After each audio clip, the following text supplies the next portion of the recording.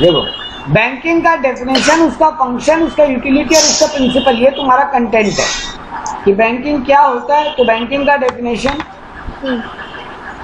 सबसे पहले बोला बैंकिंग क्या होता है। बैंक क्या है? बैंक एक एजेंसी है या ऑर्गेनाइजेशन है जो तुम्हारे लिए दो काम करके देता है मेनली। तुमको लोन देना, तुमको मनी अवेलेबल करवा के देना, या तुम्हारा पैसा को डिपॉजिट लेना और संभालना। पहले यहाँ पे बैंक वर्ड का मतलब बताया। इंस्टीट्यूशन, जब बोला ना एक एजेंसी है, एक इंस्टीट्यूशन है, whose debt are widely accepted in settlement of other people debts। तुम बैंकों में पैसा जमा करो, वहां से किसी को भी पेमेंट कर सकते। तो ये एक इंस्टीट्यूशन है जहां पैसा डिपॉजिट करो ताकि कहीं पे पेमेंट वगैरह यूज कर सको। मेन मतलब यही है बैंक। तो बोला bank essentially sound banking system. Banking system किसको बोलते हैं? एक साउंड बैंकिंग सिस्टम। साउंड मतलब गुड, इफेक्टिव। साउंड का मतलब गुड या इफेक्टिव।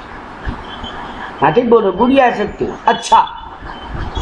जहाँ पे एडिक्वेट लिक्विडिटी हो, मतलब तुम जब चाहो वहां पे अपना पैसा निकाल सको, जमा कर पाओ, लिक्विडिटी हो पूरा। जो बहुत एरिया में स्प्रेड आउट हो, मतलब तुमको उसको ढूंढने के लिए कोई एक जगह नहीं जाना पड़े।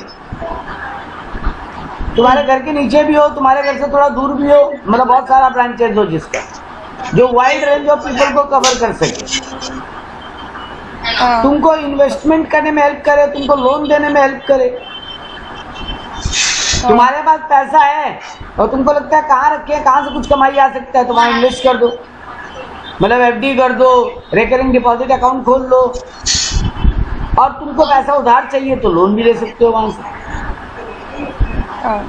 तो ये अच्छा इन्वेस्टमेंट और अच्छा लोन पॉलिसीज हो जिस बैंक का, वो गुड साउंड सिस्टम है। जो बैंक बहुत सारे एरिया में एक्सपेंडेड है, वो अच्छा गुड बैंकिंग सिस्टम है। जहाँ पे ह्यूमन फैक्टर इन्वॉल्व है, जहाँ पे क्वालिटी ऑफ बैंकर वही है कि जिसके स्टाफ कितने अच्छे हैं, प्रैक्टिकल है बहुत ज्यादा,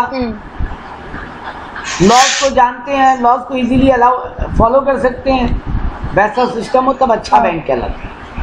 अब इंडिया में बैंकिंग स्ट्रक्चर को दो कैटेगरी में डिवाइड किया, सेंट्रल बैंक और कमर्शियल बैंक। कमर्शियल बैंक कौन हुआ? जो पब्लिक से पैसा डिपॉजिट ले और पब्लिक को loan they and other facilities. Loan and other facilities. तुम्हारे को बैंक फैसिलिटी देता है ना, तुम पैसा यहाँ बैठे बैठे मुंबई भेज दो। तुमको पैसा कैरी नहीं करना पड़ रहा है, यहाँ बैंक में जमा कर दो, कहीं भी जाके निकाल लो। तुम बैंक में लॉकर खोल सकते हो। लॉकर खुलता है ना बैंक में, जहाँ पे अपने वैल्यूएबल आइटम्स रख सकते हैं। तो ये ऐसा और भी बहुत सारा फैसिलिटीज तुमको बैंक देते हैं। तुम्हारे भी में पैसा कलेक्ट करना, तुम्हारे भी में पेमेंट करना। तो ये जो वाइड वैरायटी ऑफ सर्विसेज जो देता है बैंक, वो हो गया कमर्शियल बैंक, जो पब्लिक को ये सर्विस दे। और सेंट्रल बैंक क्या हुआ? सर ये सब फैसिलिटी वो पब्लिक को नहीं देता, वो इंडियन गवर्नमेंट और स्टेट गवर्नमेंट को ये सब फैसिलिटीज देगा। वो गवर्नमेंट के भी हाथ में काम करेगा, इंडियन बैंकिंग सिस्टम को रेगुलेट करेगा, सारे बैंकों का हेड होगा, वो हो गया सेंट्रल बैंक। ठीक। तो कमर्शियल बैंक का क्या क्या काम है? सबसे पहले डिपॉजिट एक्सेप्ट करना। इसका 4 तरीका है, 2 मिनट में पढ़ेंगे। पहले खाली मेन हेड पढ़ ले रहे हैं। कमर्शियल बैंक का पहला काम है एक्सेप्टेंस ऑफ डिपॉजिट। दूसरा काम है payment of loan and advances, तुमको लोन देना, एडवांस देना। तीसरा काम है क्रिएशन ऑफ क्रेडिट, जो बहुत डिटेल में पढ़ेंगे। कमर्शियल बैंक तो बाजार में उधार क्रिएट करता है, वो भी उसका एक काम है। और बैंक तुम्हारा एजेंट की तरह भी काम करता है, तुम्हारे बिहार पे चेक कलेक्ट करना, तुम्हारे बिहार में बिल्स ऑफ एक्सचेंज ड्राफ्ट को कलेक्ट करना, तुम्हारा डिविडेंड या इंटरेस्ट कलेक्ट करके जमा करना, तुम्हारा शेयर परचेज वगैरह में हेल्प करना, तुम्हारे सेफ कस्टडी को एक जगह रखना, तुम्हारे पैसे को संभाल के रखना, मतलब तुम्हारे बिहार में इंश्योरेंस प्रीमियम पेमेंट करना, तुम्हारे बिहाफ में सब्सक्रिप्शन या इनकम टैक्स पेमेंट करना, तो बैंक तुम्हारा एजेंट की तरह काम कर रहा है तुम्हारे बिहाफ में। इसके अलावा बैंक का जनरल यूटिलिटी भी है कुछ है, बैंक तुमको लॉकर फैसिलिटी भी देता है। अब तुम्हारा मेन एग्जाम में चैलेंज क्या होगा पता है चंद्रले का? ये एजेंसी फंक्शंस का नाम याद रखना, क्योंकि एग्जाम में तुमको एक ऑप्शन दे देगा 4 में से, बोलेगा बताओ ये एजेंसी फंक्शन है कि जनरल यूटिलिटी है कि बैंक का मेन फंक्शन है। बैंक का मेन फंक्शन 3 ही है बेटा, लोन देना, डिपॉजिट लेना और क्रेडिट क्रिएट करना। अच्छा, बाकी ये एजेंसी फंक्शन है और बाकी जनरल यूटिलिटी है। तो जनरल यूटिलिटी का नाम भले मत याद करो, एजेंसी फंक्शन याद रख लोगे तो लोन देना, लोन लेना और क्रेडिट क्रिएशन करना ये तो नॉर्मल काम है ही बैंक का, बाकी सब जनरल है, बाकी सब जनरल है। तो ये 5 चीज से याद करो, आपका काम हो जाएगा। ठीक है? दूसरा बैंक का जनरल काम क्या क्या है? लॉकर फैसिलिटी देना, मेरे पैसे को एक जगह से दूसरी जगह ट्रांसफर करना, मेरे को इंटरनेट फैसिलिटी देना ताकि हम घर बैठे बैठे काम कर सकें, मेरे को लेटर ऑफ क्रेडिट देना। लेटर ऑफ क्रेडिट क्या होता है? जब हम कहीं से लोन लेते, जब हम कहीं से सामान उधार ले रहे हैं, सामने वाला पार्टी मेरे पे कैसे भरोसा करे? हम चंद्रलेखा से 10 किलो सोना ले रहे हैं उधार में चंद्रलेखा कैसे भरोसा कर ले मेरे से? है ना? बैंक स्टेटमेंट दिखाओ। बैंक स्टेटमेंट नहीं बेटा, बैंक एक गारंटी लेटर देगा जिसको लेटर ऑफ क्रेडिट बोलते हैं, ताकि वो सामान खरीदने में तुमको अगर बैंक गारंटी दे रहे चंद्रलेखा कि नीरज पेमेंट नहीं देगा तो हम देंगे, तब तुम श्योर हो, सेफ हो अपने हिसाब से, आपकी पैसा मिल जाएगा। हाँ, तो वो लेटर ऑफ क्रेडिट होता है। जनरली ये लेटर ऑफ क्रेडिट जो है वो फॉरेन ट्रांजेक्शन में इन्वॉल्व होता है। फॉरेनर इंडिया पे कैसे भरोसा करे, वैसे इंडियन भी फॉरेनर पे कैसे भरोसा करे? हम सामान भेज दिया वो पैसा नहीं दिया तो, हम पैसा भेज दिया वो सामान नहीं दिया तो, दोनों को एक दूसरे पे डाउट है ना। तो बैंक लेटर ऑफ क्रेडिट देते हैं इस बैंक, इसको लेटर ऑफ गारंटी भी बोलते हैं। बैंक कंपनी का शेयर बिकवाने में हेल्प करता है, मतलब बैंक अंडर राइटर का भी काम करते हैं। सर बैंक ट्रैवलर्स चेक भी देता है, हम फॉरेन घूमने जाते हैं ना तो रिस्क रहता है ना, डॉलर पाउंड हम लेके कैसे जाएं, तो बैंक हमको ट्रैवलर्स चेक बना देता है। वो ट्रैवलर्स चेक हम वहां पे दिखाएं तो वहां से डॉलर पाउंड विड्रॉ कर सकते हैं। बैंक इंपोर्ट एक्सपोर्ट के टाइम में तुमको फॉरेन एक्सचेंज देता है। बैंक तुमको बहुत सारा इंफॉर्मेशन भी देता है जब तुम बिजनेस वर्ल्ड में काम करते हो तो। बैंक तुमको एटीएम फैसिलिटीज देता है। तो ये सब अदर फंक्शन हो गया। तुमको याद करने लायक केवल हम बोलेंगे एजेंसी फंक्शन याद करो। बैंक किस किस चीज में तुम्हारा एजेंट के रूप में काम कर रहा है। तो पहला तीनों normal function, main function, primary function, agency function और जनरल फंक्शन। तो सर प्राइमरी फंक्शन याद रह जाएगा, लोन लेना, क्रेडिट क्रिएट करना। एजेंसी फंक्शन अगर याद कर ले तो बाकी सब तो जनरल है। ठीक है। अब आप बहुत ही इंपॉर्टेंट क्वेश्चन पे, principles of commercial bank. Commercial bank का मेन प्रिंसिपल क्या है? सबसे पहला प्रिंसिपल है प्रिंसिपल ऑफ लिक्विडिटी। आपके बैंक में पैसा जमा है, आप ऑन डिमांड या अगर आप एफडी किए तो उस एक्सपायरी के बाद आप कभी भी अपना पैसा उठा पाओ। प्रिंसिपल ऑफ प्रॉफिटेबिलिटी, आप अगर कमर्शियल बैंक का एक मेन काम तो ये है ना प्रॉफिट डेराइव करना। तो उनका वो भी एक प्रिंसिपल है कि प्रॉफिट कमाना है उनको भी। Principle of solvency, commercial bank को इंश्योर करना पड़ेगा कि उसका सिस्टम साउंड है, पैसा डूबेगा नहीं। प्रिंसिपल ऑफ सेफ्टी, आपका पैसा, आपका सामान उसकी कस्टडी में अगर है तो वो सेफ रहेगा, ये भी बैंक गारंटी करता है। Principles of collection of savings, अरे ये तो बैंक का काम ही है, लोगों को सेविंग अकाउंट खुलवा के सब करवा के पैसा जमा करवाना। Principle of loan and investment policies, bank का ये काम है कि आपको लोन का प्रोविजन थे, नया नया इन्वेस्टमेंट करने का तरीका लेके आए, SIP, mutual fund, principle of economy. Commercial bank over expenditure नहीं कर सकता, उसको देश का इकोनॉमी भी ध्यान रखना है। सर्विसेज देना भी उसका एक प्रिंसिपल है। आपका इंफॉर्मेशन सीक्रेट रखना, अनलेस एंड अनटिल कोई गवर्नमेंट डिपार्टमेंट ना पूछे, आपका डिटेल किसी को नहीं देगा वो। प्रिंसिपल ऑफ मॉडर्नाइजेशन, नया साइंस और टेक्नोलॉजी का तरीका लेकर आए। प्रिंसिपल ऑफ स्पेशलाइजेशन, हर बैंक का अपना एक स्पेशलिटी होता है, तो वो आपको कुछ ना कुछ वे में स्पेशलाइज सर्विस दे। प्रिंसिपल ऑफ लोकेशन, आपको बैंक इजीली अवेलेबल हो, ये भी उनका एक मेन बात ध्यान में रखने का होता है। प्रिंसिपल ऑफ रिलेशन, बैंक अपने कस्टमर से अच्छा रिलेशन मेंटेन रखता है। एंड प्रिंसिपल ऑफ पब्लिसिटी, लोगों को एनकरेज करना कि आओ बैंकों में पैसा जमा करो, ये सब चीज का भी वो पब्लिसिटी करते हैं। ठीक है। एक इम्पोर्टेंट चीज छूट गया था, जब फंक्शन पढ़ रहे थे, पहला 2 फंक्शन का ब्रेकअप भी पढ़ने। पहला फंक्शन है एक्सेप्टेंस ऑफ डिपॉजिट, तो बैंक आपसे पैसा जमा लेने के लिए 4 टाइप का अकाउंटिंग फैसिलिटी देता है आपको। आप 4 टाइप का अकाउंट खोल सकते हो। करंट अकाउंट, जो कि जनरली कौन खोलता है? बिजनेसमैन लोग, जहाँ पे इंटरेस्ट मिल है या इंटरेस्ट नहीं मिलता मोटा मोटी, लेकिन आप नंबर ऑफ ट्रांजेक्शन जितना कर सकते हो, no restriction on number of transaction.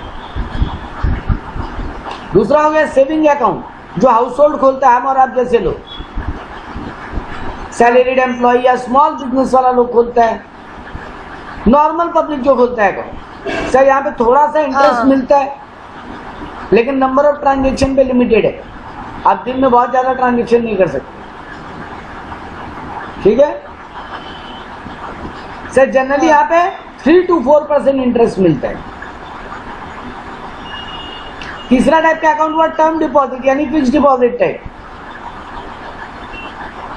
तो आप पैसा एक पर्टिकुलर पीरियड के लिए फिक्स कर दिए, उस पीरियड के एक्सपायरी के बाद अपना पैसा विड्रॉ कर सकते हो, लेकिन ये मिनिमम 15 दिन होगा, 15 दिन से नीचे का एफडी नहीं कर सकते। रेट ऑफ इंटरेस्ट यहाँ पे 6 to 12 लिखा है, ये पुराना रूल है। अभी मोटा मोटी 6 to 7.5% के आसपास रेट चलता है, इतना इंटरेस्ट मिल जाता है। एक और टाइप का अकाउंट खोल सकते हो आप बैंक में, जिसका नाम है रिकरिंग डिपॉजिट। ये क्या होता है? रिकरिंग और क्यूमुलेटिव डिपॉजिट। सर हमको ना तो सेविंग अकाउंट की तरह कम इंटरेस्ट पसंद नहीं है, और ना मेरे पास 1 लाख रुपए एक बार में बैंक में जमा करने के लिए जो हम एफडी कर दें, या 50,000 रुपये एफडी कर दें। प्रॉब्लम, बड़ा फंड नहीं है जमा करने के लिए, और सेविंग जितना कम इंटरेस्ट का कोई मतलब नहीं है। बैंक बोला एक काम करो, एक नया टाइप का अकाउंटिंग सिस्टम देते हैं जिसका नाम है रिकरिंग डिपॉजिट। अकाउंट खोलो, हर महीना 500 या 1000 वाला अकाउंट खोलो, हर महीना 500 या 1000 रुपए करके जमा करते रहो, आपका फंड जमा होता जाएगा।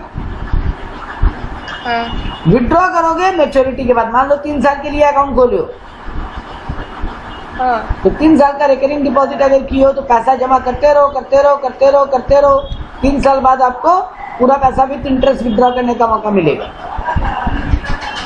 तो यहाँ पे सेविंग से ज्यादा इंटरेस्ट मिलता है, लेकिन एफडी से कम।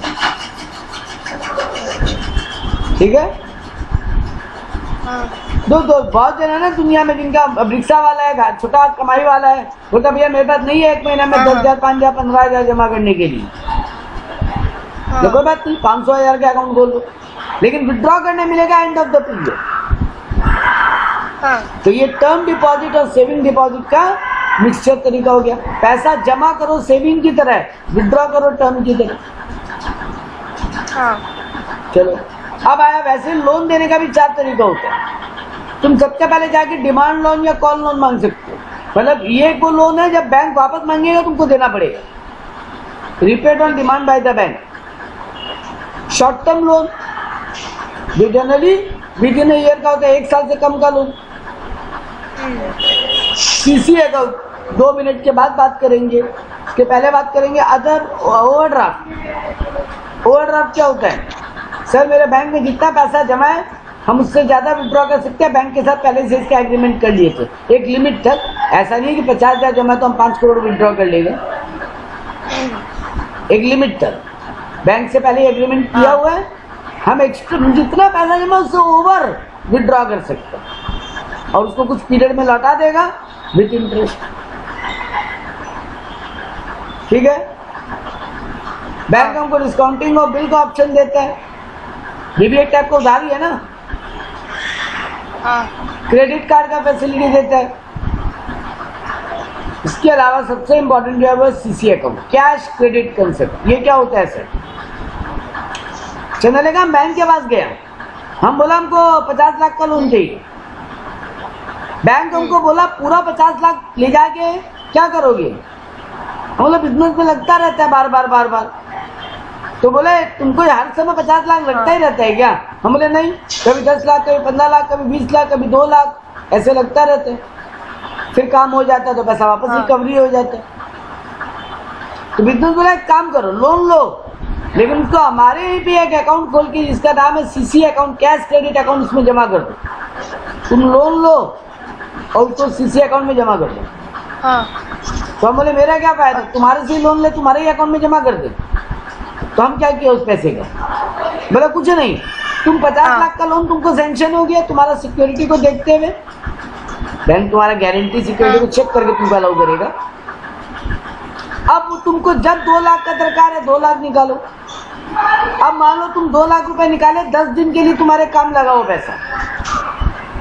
अब वो पैसा कैसे वापस रिकवरी आ गया, फिर बैंक में जमा कर दो। तो तुमको 10 दिन के लिए 2 लाख पे इंटरेस्ट देना पड़ेगा। ऐसे अगर तुम पूरा 50 लाख विड्रॉ करके लेके चले जाते तो तुमको पूरा 50 लाख पे इंटरेस्ट देना पड़ता, भले काम लगे या नहीं लगे। अगर हम बैंक से बेटा 50 लाख का लोन ले लेता पूरा, पूरा का लगता है इंटरेस्ट। अब हमारे काम आए नहीं आए, अगर मान लो एक एग्जांपल ले रहे 10% इंटरेस्ट का, तो हमको हर साल 5 लाख का ब्याज देते रहना पड़ता। अब हम उस 50 लाख से 5 लाख रुपए कमाए या नहीं कमाए, मेरे को तो ब्याज लग रहा है। लेकिन बैंक क्या बोला, तुमको जब 20 लाख का भी दरकार पड़े 20 लाख विड्रॉ कर लो, तुम्हारा लिमिट 50 लाख तक है। अब अगर तुम 20 लाख विड्रॉ की हो और तुमको मान लो 1 महीना ये पैसा काम लगा और 1 महीना बाद तुम्हारा काम हो गया, तो वापस पैसा जमा कर दो, रिकवरी हो गया है। तो अब 20 लाख पे 1 महीना का ब्याज दो खाली, तो 20 लाख का 10% इंटू 1/12। तो तुम्हारे लिए भी पूरा साल का ब्याज नहीं लगा और पूरे 50 लाख पे ब्याज नहीं लगा।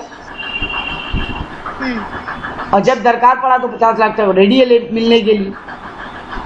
अचानक 40 लाख का दरकार पड़े तो अचानक 40 लाख भी निकाल सकते हो। और बैंक को क्या फायदा हुआ, उसका पैसा उसी के पास सेफ है, डूबने का खतरा कम। पूरा 50 लाख ले जाते और पूरा बिजनेस डुबो देते तो पूरा 50 लाख ही तो डूब जाता। वो रिस्क कम हो गया बैंक का। और दूसरा बैंक को बेनिफिट ये हो गया कि वो पैसा तो बैंक में जमा है, तो बैंक उसको और कहीं घुमा के भी कमा लेगा। बैंक को ऐसा थोड़ी ना कि 50 लाख रुपए निकाल के अलग से कहीं रख देगा, वो तो खाली अकाउंट में एंट्री कर लिए 50 लाख तक तुम विड्रॉ कर सकते हो। बस। तो बैंक के लिए भी विन विन सिचुएशन, रिस्क कम और कहीं और कमाने का स्कोप भी है। और एज ए लोन टेकर या बिजनेसमैन तुम्हारे लिए भी एक फायदा है कि पूरे पैसे पे ब्याज नहीं देना पड़ रहा, जितना काम लग रहा है और जितने दिन के लिए काम लग रहा है, अमाउंट एंड डेज, जितना तुमको यूज करो उतना ही दिन के लिए पेमेंट करो। ये भी एक फैसिलिटी देता है। ठीक है। तो यूटिलिटीज और प्रिंसिपल्स पढ़ लिए। बैंक रेट कैसे डिसाइड होता है उसके लिए हमें कुछ पॉलिसी बताए। ये जनरली सेंट्रल बैंक डिसाइड करता है। जो rate central bank, rate of interest charge by central bank, bank भी तो पैसा सेंट्रल बैंक से लेता है ना। बैंक कहाँ से लोन लेता है? सेंट्रल बैंक से। Central bank. तो सेंट्रल बैंक वो रेट, जो इंटरेस्ट का rate commercial bank central bank को पे कर रहा है उसी को बोलते हैं बैंक रेट। अब वो बैंक रेट के हिसाब से तुम एज ए बैंक आगे लोन देते हो, क्योंकि तुम अगर आरबीआई को 10% ब्याज चुका रहे हो तो पक्का तुम मार्केट में 10% से ज्यादा का रेट रखोगे, वरना तुम कमाओगे कैसे? तो सेंट्रल बैंक अगर अपना रेट को बढ़ाता है तो कमर्शियल बैंक भी अपना रेट को बढ़ाएगा, मतलब लेंडिंग रेट भी बढ़ जाएगा। और ये जो डिफरेंस है दोनों के बीच में, वही तो कमर्शियल बैंक का प्रॉफिट है। अब मान लो 12% पे कमर्शियल बैंक लोन आगे दिया, तो वो सेंट्रल बैंक से लेकर आया 10% पे, बैंक रेट है 10%, और तुम आगे लेंडिंग रेट, मतलब तुम एज ए कमर्शियल बैंक जो आगे लोन देने का रेट ले रहे हो वो है 12%, ये 2% दिया, वही तो तुम्हारा प्रॉफिट मार्जिन हो गया। ये बात यहाँ समझाए। जैसे ही बैंक रेट बढ़ेगा लेंडिंग रेट भी बढ़ेगा, तो मार्केट में लोन का डिमांड कम हो जाएगा। तो आरबीआई को जब मार्केट में उधार रोकने का मन हो, वो बैंक रेट बढ़ा देगा। वो बैंक रेट बढ़ाएगा, उधर लेंडिंग रेट बढ़ेगा, मार्केट में लोन का डिमांड कम होगा, लोन कम, क्रेडिट कम क्रिएट होगा। एंड वाइस वर्सा, जब आरबीआई को लगेगा बाजार में बहुत कम उधार क्रिएट हो रहा है, अरे उधार बढ़वाओ, ठीक है बैंक रेट कम कर दो। बैंक रेट कम होगा तो बैंकों को लालच आएगा, क्या आरबीआई तो सस्ता लोन दे रहा है, ले लो। तो बैंक लोन लेके करेगा क्या, घर में बंद तो रखेगा नहीं, आगे लोन देगा ही, वो भी अपना लेंडिंग रेट गिरा देगा। तो आगे पब्लिक आगे लोन लेगा, तो मार्केट में उधार क्रिएट होगा, जो आरबीआई चाहता था। तो आरबीआई क्रेडिट को कंट्रोल करता है सर, कमर्शियल बैंक क्रेडिट को क्रिएट करता है सर, और आरबीआई क्रेडिट को कंट्रोल करता है सर। इन दोनों का ये भी एक फंक्शन हो गया। आप पढ़े थे ना कमर्शियल बैंक में, commercial bank creates credit and RBI controls credit.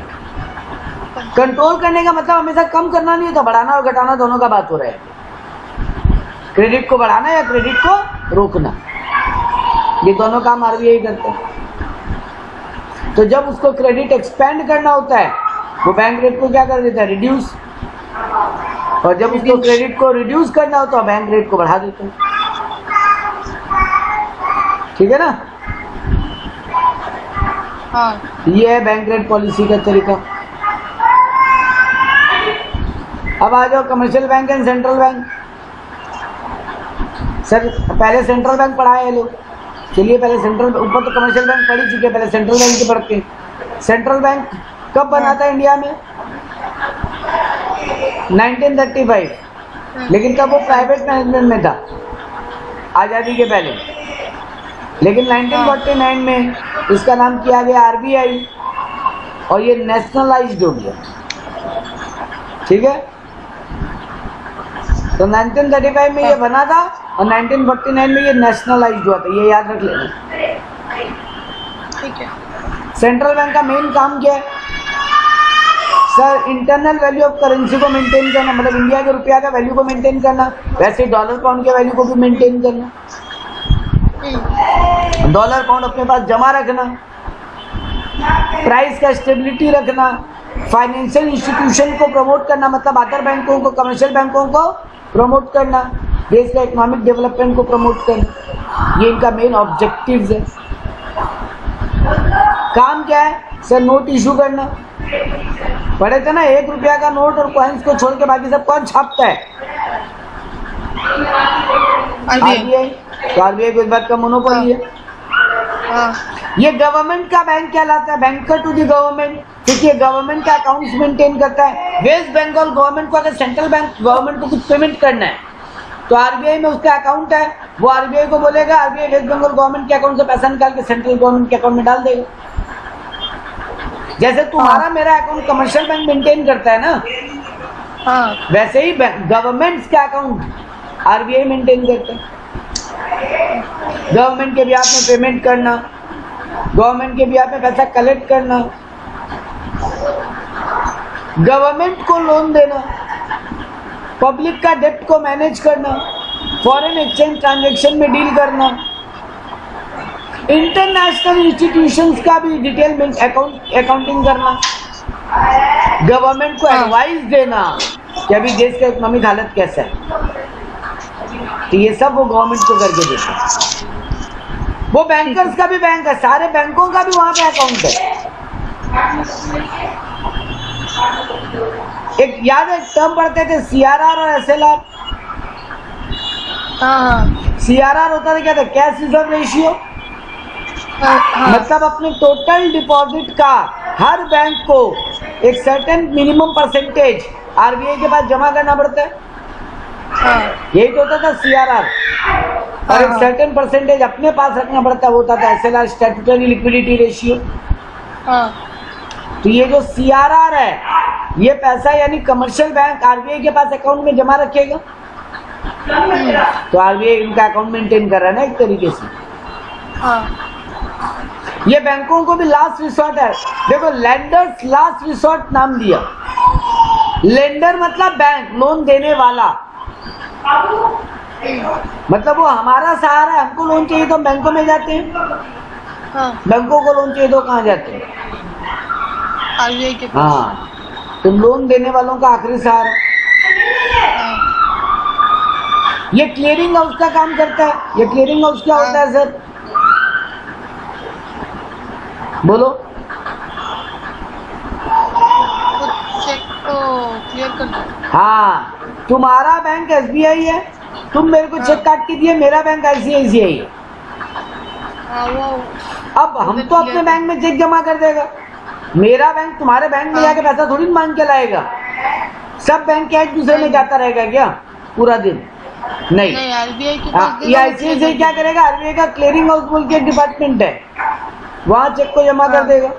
Clearing house SBI end of the day देखेगा कौन सा बैंक किससे कितना पाता है, नेट अमाउंट वो निकाल के दूसरे बैंक के अकाउंट में डाल देगा।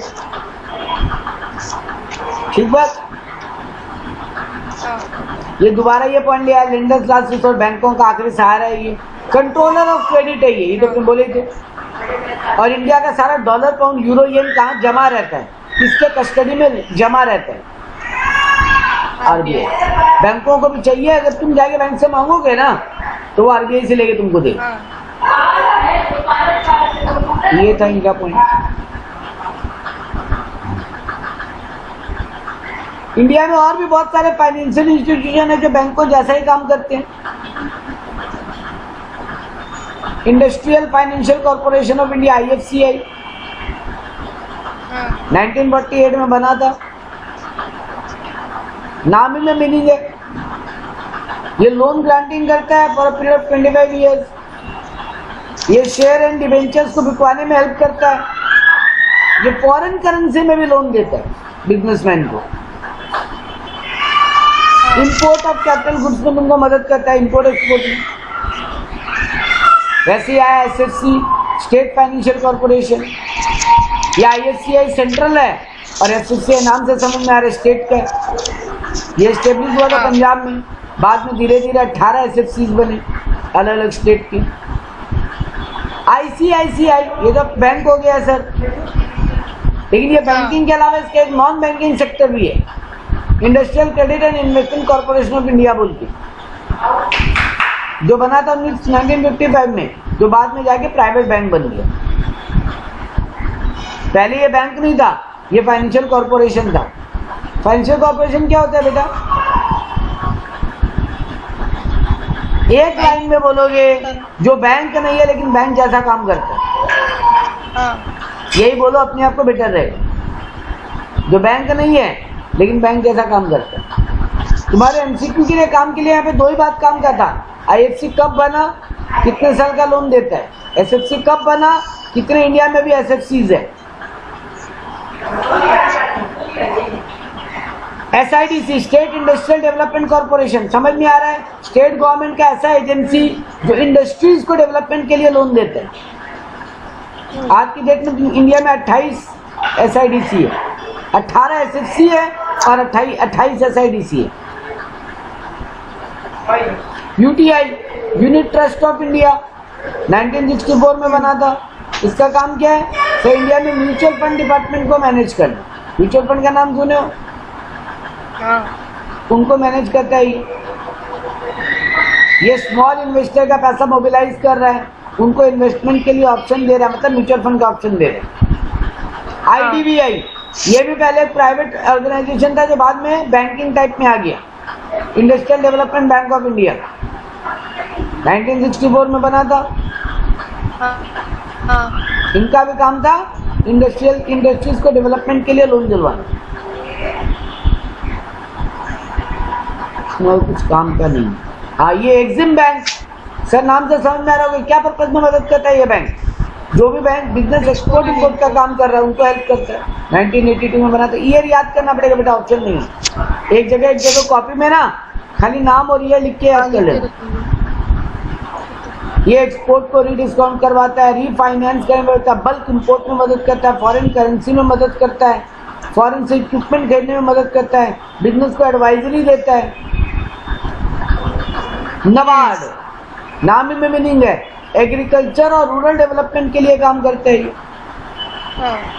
ये क्रेडिट फैसिलिटीज देता है एग्रीकल्चर के लिए और गांव देहात में छोटे छोटा बिजनेस के लिए। बना था 1982 में। ये लोग है ना सिर्फ पब्लिक को लोन नहीं दे रहे, आरआरबी होता है ना, रीजनल रूरल बैंक, जैसे नाम सुनते हो ना, Punjab national bank, bank of Tamil Nadu, bank of Maharashtra. बाद में धीरे धीरे बेटा ये लोग पूरे इंडिया लेवल पे बैंक बन गए, लेकिन जब ये लोग खुला था ना, ये लोग उस पर्टिकुलर स्टेट के लिए ओपन हुआ था। रीजनल बैंक का रीजनल बैंक, ठीक है। इसके अलावा एक और बड़ा फाइनेंशियल इंस्टीट्यूशन LIC 1956 में बना था। क्या चीज के लिए बना हो तो बताइए होगा। काम का बात केवल ये है, यहाँ पे गवर्नमेंट का स्टेक है 87.5% और प्राइवेट लोगों का कंट्रोल है 12.5%। LIC केवल लाइफ इंश्योरेंस करता है ना बेटा।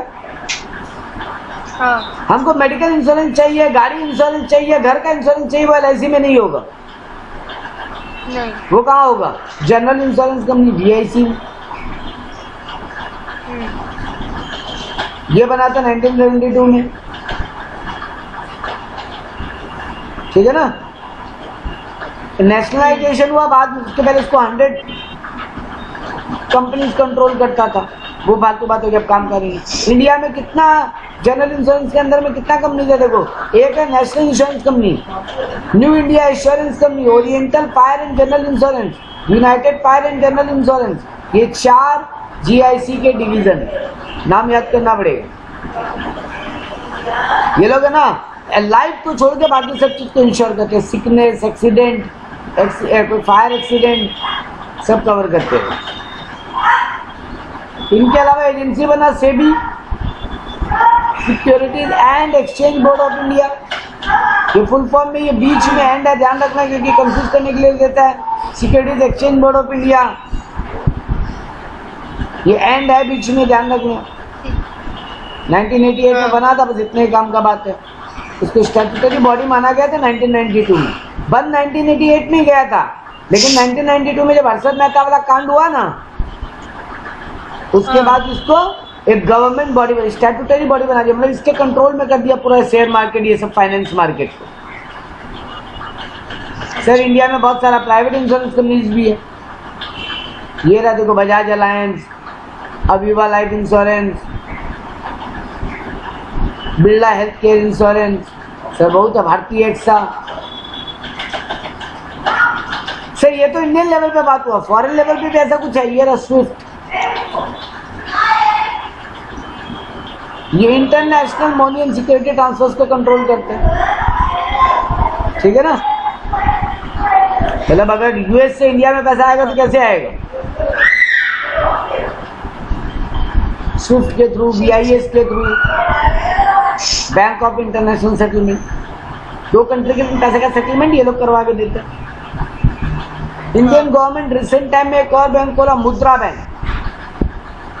मुद्रा एक्चुअली में बैंक नाम है, लेकिन ये कोई बैंक नहीं है। ये एक फाइनेंशियल इंस्टीट्यूशन है जो लोन प्रोवाइड करता है छोटा बिजनेसमैन को, micro unit development and refinance agencies of bank. Micro units को लोग, मतलब छोटा छोटा बिजनेस को, MSMEs को ये लोग लोन प्रोवाइड करता है। ये लॉन्च कब हुआ था? 2015 में, ठीक है। तुमको 18 साल से बड़ा होना पड़ेगा, 65 साल से कम। कोई छोटा बिजनेस करना चाहता है उसको लोन देता है 10 लाख तक का लोन या उससे कम का। ठीक है। ऑल्टरनेट इन्वेस्टमेंट फंड, इंडिया में बहुत सारा ऑल्टरनेटिव इन्वेस्टमेंट फंड है, जैसे SIP करवाना, प्राइवेट इक्विटी खरीदना, वेंचर कैपिटल खरीदना, ये सब भी होता है इंडिया में। कोई अनलिस्टेड कंपनी है, private company, unlisted public limited है, उसका शेयर कैसे खरीदोगे, उस सब में ये लोग मदद करते हैं। ठीक है। ये देखते हो ना शार्क टैंक, और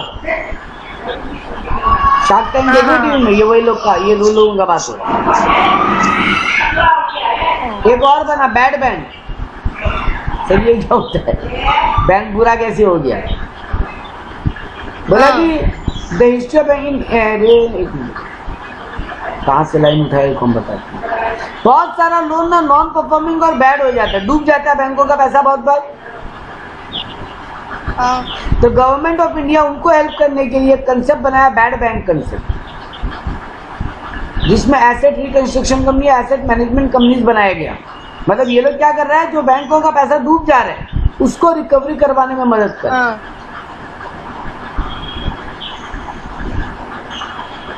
ये सब पढ़ने को नहीं छोड़ो। ये खाली अब आगे जो है ना, उनका खाली नाम और फुल फॉर्म। ठीक है।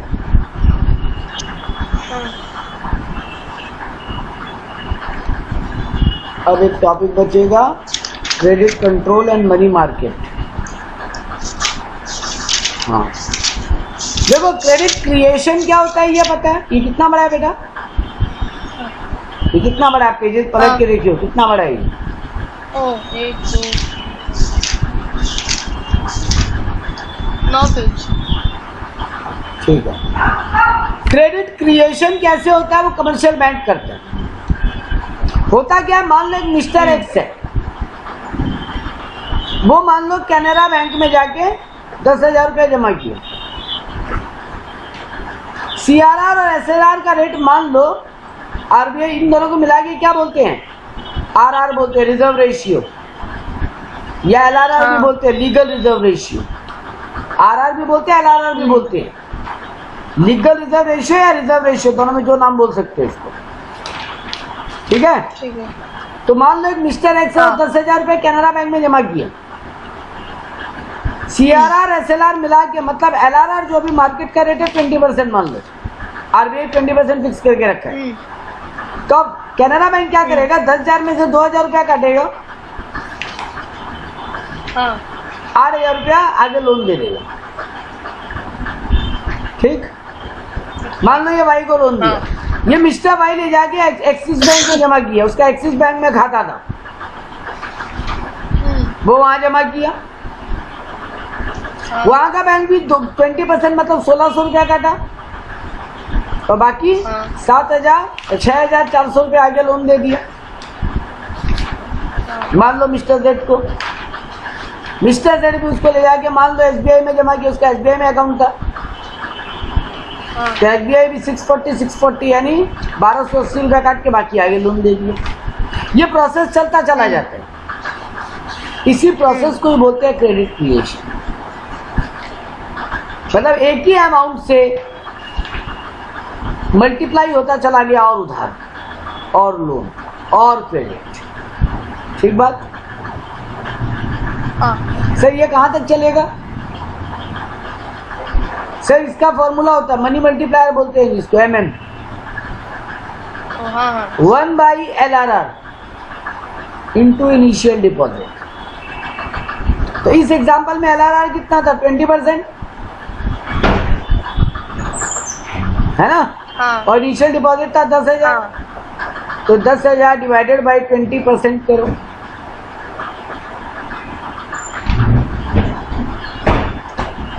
कितना आएगा?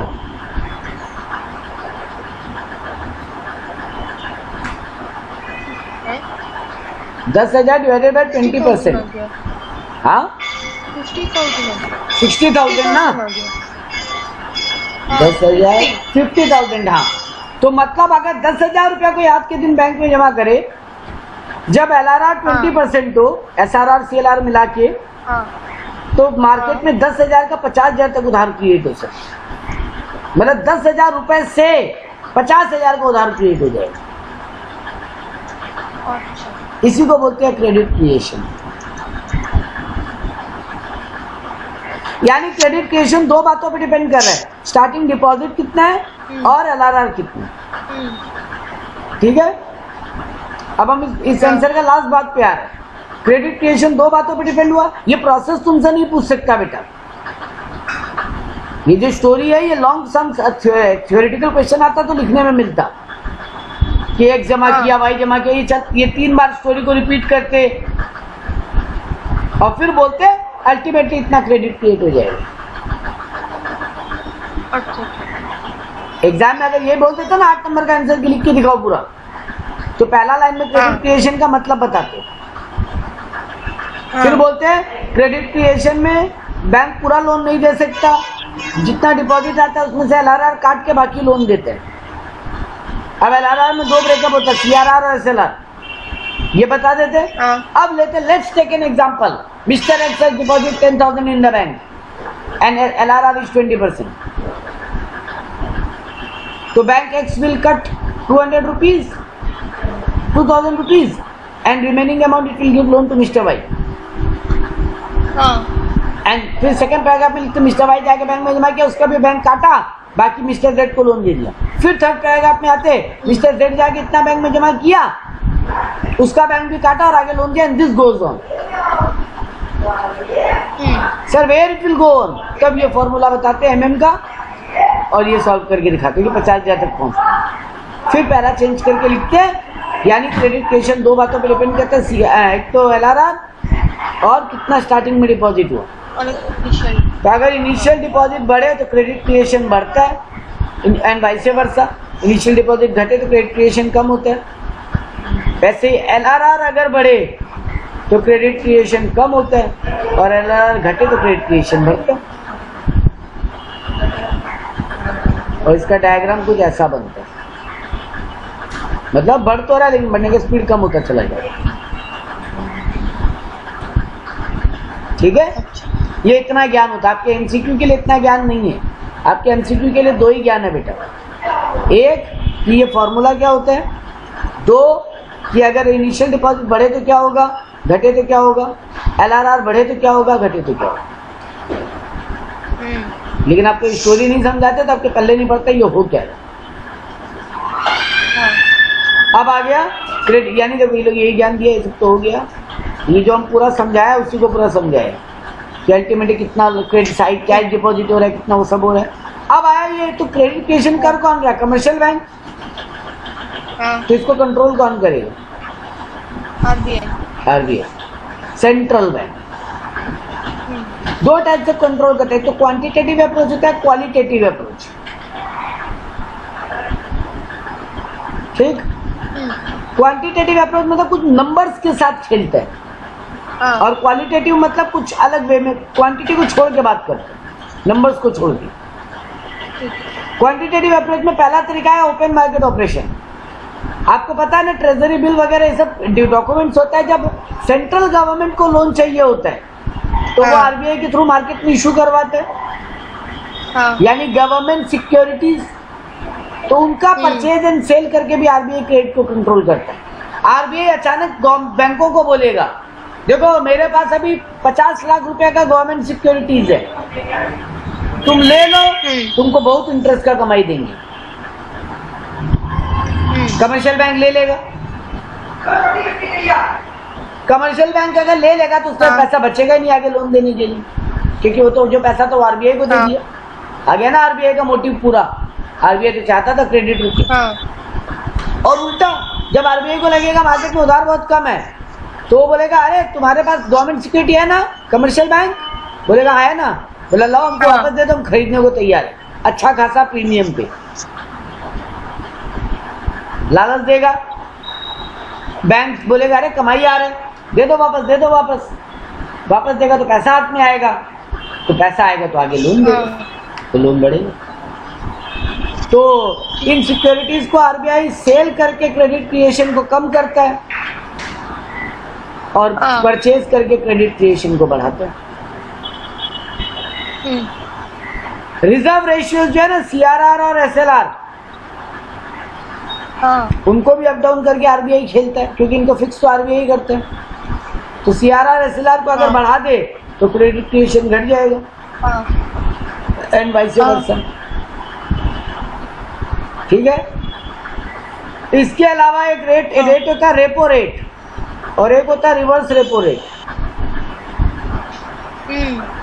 रेपो रेट देखो, रेपो रेट या बैंक रेट, दोनों वो रेट है जिसपे बैंक आरबीआई बैंकों को लोन देता है। मेरा बात अच्छे से सुन रहा। रेपो रेट और बैंक रेट दोनों वो रेट है जिसपे आरबीआई बैंकों को पैसा देता है। मतलब आरबीआई जो इंटरेस्ट कमाता है बैंकों से, कमाई करता है।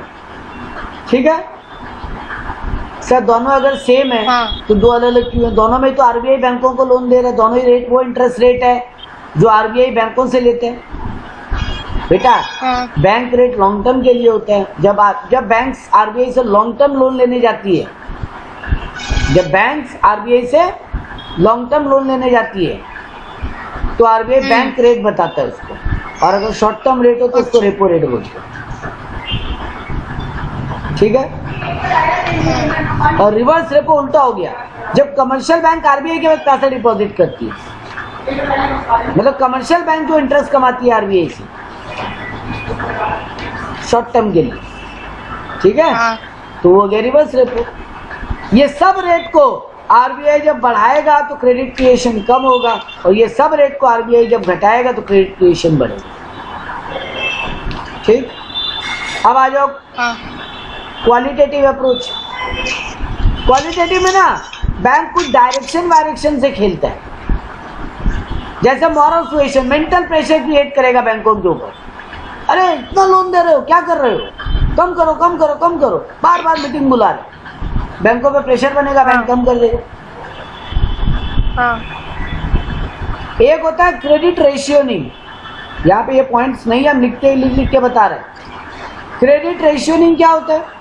देखो बैंक को मर्जी है ना, बैंक के पास अगर 10 लाख रुपया लोन देने के लिए है, LRR रखने के बाद भी मान लो 10 लाख रुपया बच रहा है बैंक के पास लोन देने के लिए, बैंक मर्जी है कार लोन दे, बैंक मर्जी है होम लोन दे, बैंक मर्जी है एजुकेशन लोन दे, बैंक मर्जी है बिजनेस लोन दे।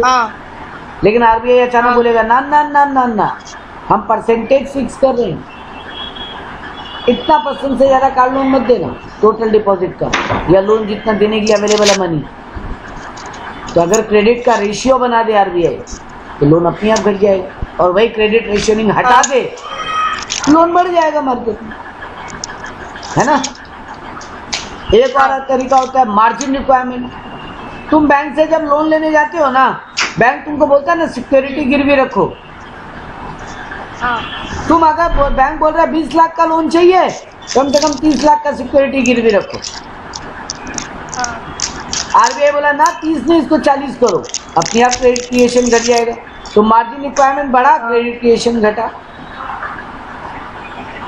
उल्टा बैंक आरबीआई को लग रहा है मार्केट में बहुत कम लोन क्रिएट हो रहा है, लोन क्रिएट होना चाहिए, वो क्या बोलेगा, मार्जिन रिक्वायरमेंट कम कर दे दो ज्यादा लोग। तो आरबीआई इन सबसे खेले।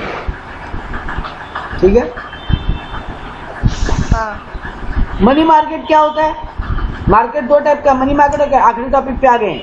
मनी मार्केट और कैपिटल मार्केट दो टाइप का मार्केट होता है। Money market short term market होता है बेटा, जब कंपनीज को, बिजनेस फर्म्स को शॉर्ट टर्म लोन चाहिए होता है तो वो जिस मार्केट से पैसा रेज करती है उसको शॉर्ट टर्म मार्केट या मनी मार्केट बोलते हैं। और जब बिजनेस को लॉन्ग टर्म लोन चाहिए होता है तो कैपिटल मार्केट। ठीक है। मनी मार्केट का कोई पर्टिकुलर प्लेस नहीं है, कैपिटल मार्केट का पर्टिकुलर प्लेस है शेयर मार्केट, स्टॉक एक्सचेंज या स्टॉक मार्केट जिसको बोलते हैं। मनी मार्केट का कोई ऐसा पर्टिकुलर इंस्टीट्यूशन या डिपार्टमेंट नहीं है। ठीक है। मनी मार्केट के इंस्ट्रूमेंट का नाम इसको याद कर सकते हो, treasury bill, government security, bills of exchange, ये सब मनी मार्केट के इंस्ट्रूमेंट्स है। जबकि कैपिटल मार्केट का इंस्ट्रूमेंट क्या है, शेयर, डिवेंचर, बॉन्ड। ठीक है। मनी मार्केट आरबीआई के कंट्रोल में होता है, और जबकि स्टॉक मार्केट सेबी के कंट्रोल में होता है। कैपिटल मार्केट सेबी यानी securities and exchange board of India के कंट्रोल में होता है। मनी मार्केट का मेन ऑब्जेक्टिव क्या है, शॉर्ट टर्म फंड देखो ये रहा, शॉर्ट टर्म फंड अवेलेबल करवाना, लिक्विडिटी को मैनेज रखना, शॉर्ट टर्म मनी इंस्ट्रूमेंट्स को रिजनेबल प्राइस पे रखना, सिर्फ इसका मेन काम है। ये शॉर्ट टर्म फंड देता है, इसका कोई फिक्स प्लेस नहीं है, बोला ना। देखो ये जनरली ब्रोकर लोग के through without the help of broker होता है सर। ये क्लोज सब्स्टिट्यूट है मनी का, मतलब ये इजीली मनी में कन्वर्टेबल हो जाता है। इसका मैक्सिमम पीरियड कितना होता है, इसीलिए तो बार बार बोल रहे short term short term short term, मतलब विधि नहीं है। ठीक है, इंडियन मनी मार्केट का काम क्या है सर? वही सब ऊपर वाला बात, शॉर्ट टर्म फंड बोरो लेंड करना, मार्केट में वर्किंग कैपिटल अरेंज करवाना, हाई डिग्री लिक्विडिटी रखना। गवर्नमेंट को भी जो शॉर्ट टर्म का पैसा दरकार होता है तो ट्रेजरी बिल वगैरह इशू करवाता है यहीं से, इसको कंट्रोल करता है आरबीआई। यही सब इसमें काम का बात है, इसमें कुछ खास नहीं है। ये देखो बोले ना इंडियन मनी मार्केट स्ट्रक्चर को कैसे डिवाइड किया, ऑर्गेनाइज्ड और अनऑर्गेनाइज्ड मनी सेक्टर होता है बेटा। अनऑर्गेनाइज्ड मनी मार्केट किसको बोलते हैं? वो जो गांव देहात में मनी लेंडर लोग लोन देता है ना, जमींदार लोग, वो हो गया अनऑर्गेनाइज्ड। तो हम लोग अनऑर्गेनाइज्ड को पढ़ नहीं सकते सर, ऑर्गेनाइज पढ़ लो। ऑर्गेनाइज में कौन आ गया देखो, RBI, commercial bank, saving bank, non banking companies, cooperative bank, ये सब आ गए इसके अंदर। Public sector bank, private bank, ये सब इसके पार्ट हो गए। ठीक है, बस कल ये लिस्ट चार्ट याद करना, बाकी इसके अंदर का बात याद नहीं करना। अनऑर्गेनाइज सेक्टर को यहाँ पे बताया, ये रखा वो मार्केट का लेंडर एंड बोरोवर जो लोग होते हैं, मतलब वो गांव का जमींदार लोग। सप्लाई ऑफ फंड कहाँ से आता है? ये लोग का मेन काम क्या है? फंड सप्लाई करना, फंड का डिमांड करना, पब्लिक से पैसा उठाना, पब्लिक को ही लोन देना। ये देखो डॉक्यूमेंट्स का नाम याद है? आप मनी मार्केट चैप्टर पढ़े थे जब बीएसटी में, तब पढ़े थे। Call money, commercial bill, treasury bill, commercial paper, certificate of deposit, interbank, collateral loan, ये खाली नाम याद रखनी है। कॉल मनी क्या होता है बता देते हैं। जनरली जब एक बैंक को दूसरे बैंक से पैसे का दरकार होता है, वन बैंक दूसरे बैंक, हमको सीआरआर मेंटेन करना है, हमको एसएलआर मेंटेन करना है एज अ बैंक। मेरा टोटल डिपॉजिट आया 10 करोड़, सीआरआर एसएलआर मिला के 10% रेट है, मेरे को 1 करोड़ डिपॉजिट में चाहिए। नहीं है 1 करोड़ डिपॉजिट में एंड ऑफ द डे। हम दूसरे बैंक से लोन लिया 1 दिन के लिए, ये जनरली अप टू 14 डेज होता है, 1 डे से लेकर 14 डे तक का होता है। जनरली 1 दिन में ही वापस कर देते हैं। ठीक है, कमर्शियल बिल का मतलब हो गया बिल्स ऑफ एक्सचेंज, ये हो गया बिल्स ऑफ एक्सचेंज। ये कितने दिन का हो सकता है? मैक्सिमम जनरली 90 डेज का। ट्रेजरी बिल जब गवर्नमेंट को पैसे, गवर्नमेंट ऑफ इंडिया को यह पैसे का दरकार होता है तो लोग ट्रेजरी बिल इशू करते हैं। जनरली ये पीरियड होता है 91 डेज, 182 डेज, 364 डेज, इस टर्मिनोलॉजी में होता है। ये जनरली इसका एक और नाम है डीप डिस्काउंट। क्यों डीप डिस्काउंट नाम है? क्योंकि अगर एक ट्रेजरी बिल का मिनिमम वैल्यू होता है 25,000,